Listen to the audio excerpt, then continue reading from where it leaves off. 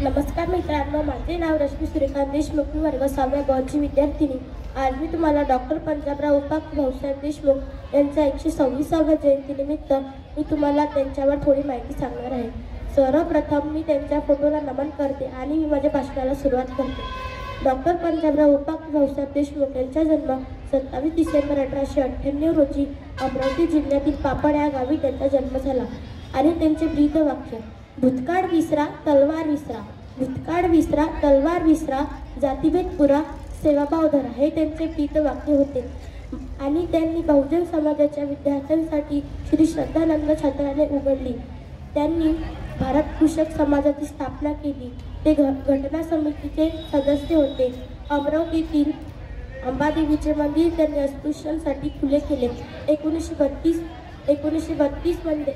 रोजी A.W. पाटील यांच्या सहकार्याने श्री शिवाजी शिक्षण संस्थेची स्थापना केली।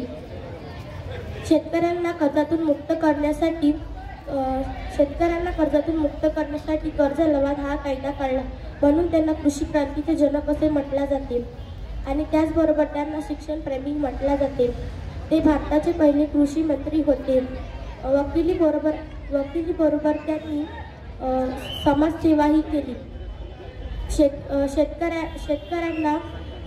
शेतकऱ्यांसाठी कृषक समाजाची स्थापना केली।